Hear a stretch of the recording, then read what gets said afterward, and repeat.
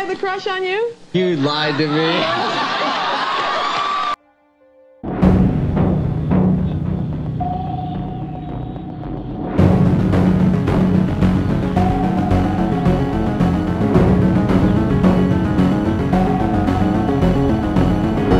Hi guys, welcome back to another episode of YouTube and Chills. Nama aku Yufi dan hari ini aku mau menceritakan bagaimana sebuah acara TV di cancel setelah acara TV ini mengakibatkan seseorang kehilangan nyawanya. Cerita ini sangatlah menarik dan tabu ya. Jadi kalau kamu penasaran, then make sure to keep on watching. Nah sekarang aku mau ceritain dulu apa sih acara televisi itu. Namanya adalah Jenny Jones. Itu adalah sebuah acara TV yang kalau misalnya kita compare sekarang mirip sekali dengan acara Jerry Springer dicampur dengan acara Dr. Phil. Jadi kebanyakan acara ini kayak acara talk show gitu ya, dimana hostnya si Jenny Jones, seorang aktris dan juga TV host, mengundang tamu yang misalnya gini nih, aku ada nonton satu ya. Jadi cewek ini dia berhubungan sama dua cowok di waktu yang sama. Terus cewek ini 9 bulan kemudian melahirkan. Cewek ini pengen tahu kira-kira siapa sih ayah dari anak saya, apakah cowok A dan cowok B, dan Jenny Jones ini akan mengundang mereka gitu loh untuk melakukan tes paternity, dan kemudian di akhir acara bakal dikasih tahu kalau oh siapa sih ayahnya. Jadi beneran kayak kontroversial dan juga gossipy dan juga interesting sih ya, karena selain paternity test mereka juga melakukan makeover terhadap orang-orang yang misalnya stylenya tuh lebih ke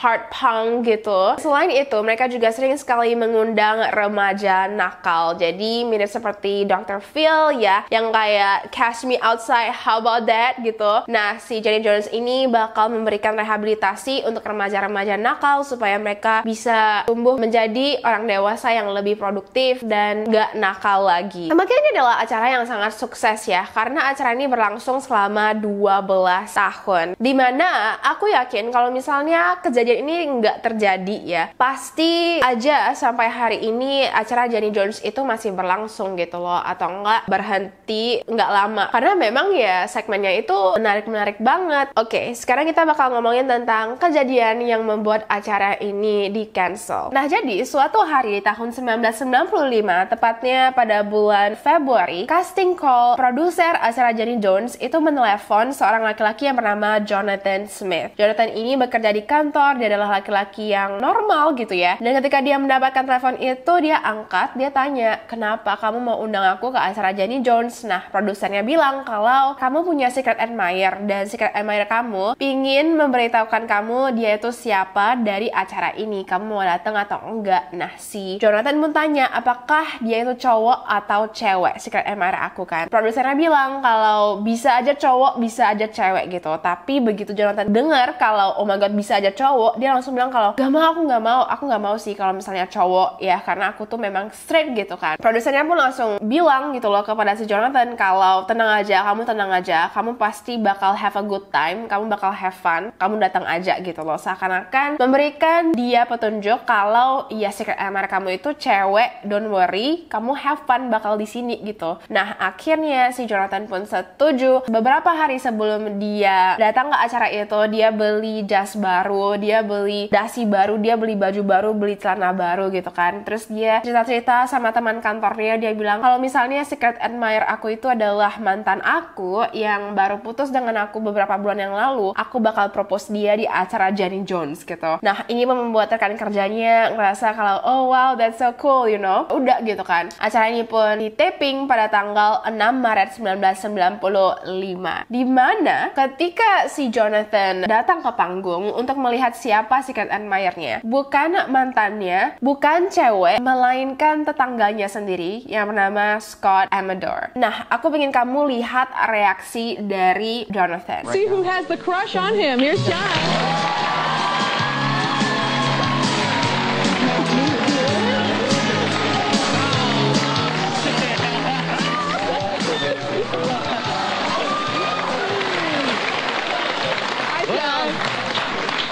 Did you think Donna had the crush on you?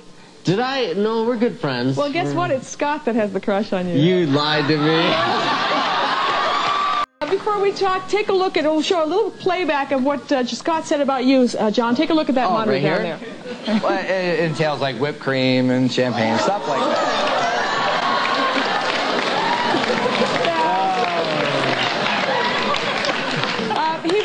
Scott was pretty open, but he's been fantasizing about you since he saw you under that car for the first time. He had an under-the-car fantasy and he had a hammock fantasy he's been telling us about. Did you have any idea that he liked you this much? No, I did not. Can you tell us what your status is? I mean, you involved with anybody, or? No, but I am definitely heterosexual, I guess you could say.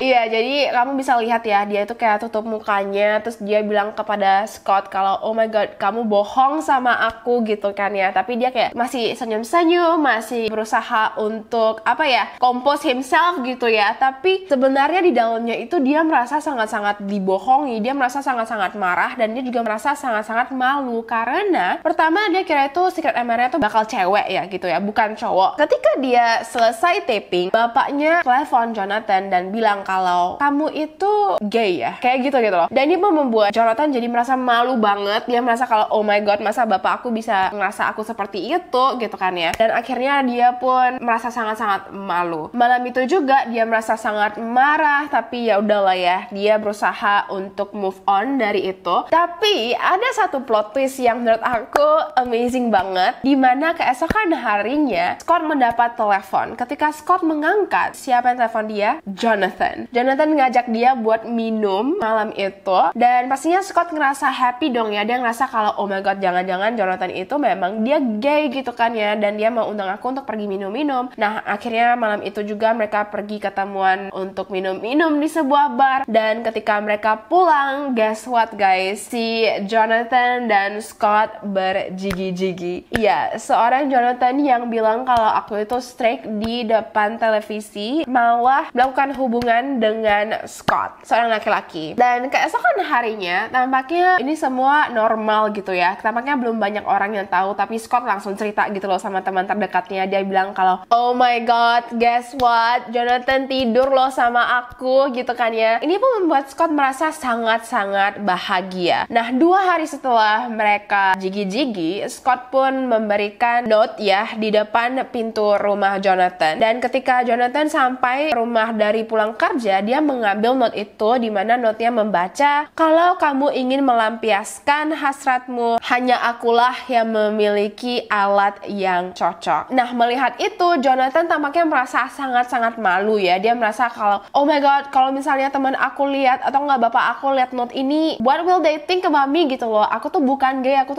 gitu. Si Jonathan mikirnya kayak gitu, padahal jelas-jelas dia itu udah tidur dengan Scott 2 hari yang lalu. Tapi anyway, ini membuat Jonathan sangat marah, dan dia memutuskan kalau aku akan solve ini gitu, dimana dia langsung pergi ke mesin ATM, mengambil uang cash, pergi ke toko senapan dan membeli pistol. Di hari itu juga dia pergi ke rumah Scott dan dia ngomong kepada Scott kayak, apa maksud kamu tulis note ini gitu kan, bla bla bla. Dan ketika Scott masih menjelaskan, si Jonathan udah nggak bisa terima. Dia ngerasa malu banget, dan dia pun akhirnya kembali ke mobilnya, mengambil pistol yang baru dia beli, kembali ke rumah Scott dan menembak Scott 2 kali di dadanya, membuat Scott meninggal seketika. Setelah itu, Jonathan langsung telepon 911 dan dia menyerahkan diri. Jonathan langsung ditangkap polisi, dan dia pun mendapatkan tuduhan pembunuhan tingkat 2 ya, dimana pembunuhan tingkat 2 itu artinya dia tidak memiliki intensi untuk membunuh. Di pengadilan, pengacaranya membela Jonathan dengan bilang kalau dia itu membunuh si Scott karena gay panic. Jadi aku bakal jelasin apa itu gay panic. Gay panic itu adalah strategi legal di mana pada saat seseorang tiba-tiba panik dan secara temporary jadi gila dan melakukan tindakan kriminal karena terkejut ketika ditawarin untuk melakukan hubungan dengan orang yang sama gendernya ataupun gay. Selain itu, pengacaranya juga bilang kalau Jonathan itu memiliki penyakit mental, depresi, dan juga bipolar disorder. Jadi tolonglah ya gitu ya, dia itu nggak punya intensi gitu loh untuk bunuh Scott, cuman karena dia panik aja. Dia terkejut ketika Scott nawarin untuk melakukan hubungan lagi dengan si Scott. John akhirnya memutuskan karena panik membunuh Scott. Akhirnya Jonathan mendapatkan hukuman di penjara 25-50 tahun. Dan plot twistnya lagi guys, di tahun 2017 Jonathan dibebaskan. Dia di penjara selama 22 tahun dan dia akhirnya dikeluarkan karena dia memiliki perlakuan baik ketika dia di penjara. Nah, ketika ketika pengadilan masih berlangsung ya, Jenny Jones sendiri, dia tuh juga sempat menjadi salah satu orang yang testify gitu loh di pengadilan, dimana dia merasa kalau acara ini sama sekali tidak ada hubungannya dengan perlakuan Jonathan terhadap Scott gitu loh. Jonathan itu adalah seorang laki-laki yang sudah dewasa, dia tahu kalau ada resiko kalau misalnya secret admirer itu mungkin aja cowok, tapi dia masih bela-belain untuk datang. Nah, pada saat itulah aku kurang setuju ya, karena jelas-jelas Jonathan itu udah bilang kepada produser Jenny Jones kalau misalnya secret admirer aku itu cowok, aku nggak mau gitu loh, karena memang ya dia ngerasa kalau dia itu suka dengan cewek gitu. Tapi lagi-lagi aku nggak ngerti sih ya, kenapa kalau memang dia itu adalah seorang laki-laki straight, kenapa keesokan hari setelah taping dia malah mengundang Scott untuk pergi minum-minum, setelah itu melakukan hubungan jigi-jigi dengan Scott, seorang laki-laki. So ya guys, itu sih yang masih sampai hari ini membuat aku masih bertanya-tanya. Kalau misalnya kamu punya teori, dan make sure untuk komen di bawah. Tapi yang jelas, tampaknya alasan gay panic itu sudah tidak lagi diberlakukan di Amerika, karena sejak tahun 2019 mereka mengeluarkan undang-undang yang baru di mana kalau misalnya seseorang membunuh karena gay panic itu bukan lagi alasan yang legal gitu. Jadi mereka mungkin aja bisa mendapatkan hukuman yang jauh lebih berat daripada apa yang didapatkan oleh Jonathan Smith. Dan aku setuju sih ya, karena menurut aku ya, membunuh itu alasan apapun itu salah gitu loh. Apalagi kalau misalnya kamu cuma bilang kalau oh aku panik karena dia itu gay makanya aku nembak dia, kayak itu salah banget gitu. Jadi untungnya sih ya sekarang mereka nggak bisa pakai alasan gay panic lagi, dan penting banget untuk kita selalu memelihara kehormatan dan juga selalu menghargai seseorang apapun preferensinya, mau dia itu gay, mau dia itu straight. I think we are all humans, kayak nobody is perfect, we should just like respect each other. Apalagi setelah tahun 2020 gitu ya, banyak sekali hal-hal buruk yang terjadi. What we can do is just to support each other, dan selama orang itu nggak melakukan hal yang jahat kepada kamu, why not, like you know, nggak ada salahnya gitu. Tapi ya memang lagi-lagi aku tetap ngerasa Jonathan itu salah banget sih menurut aku.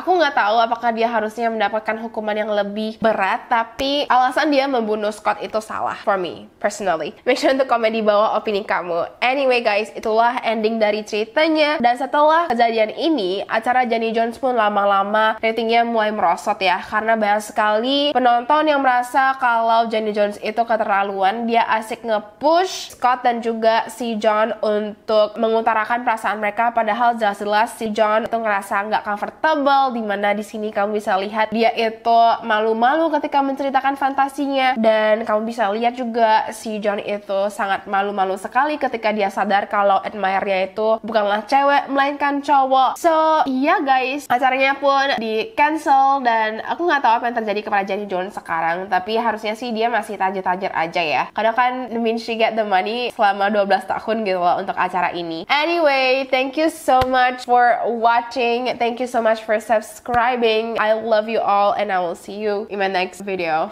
Bye guys.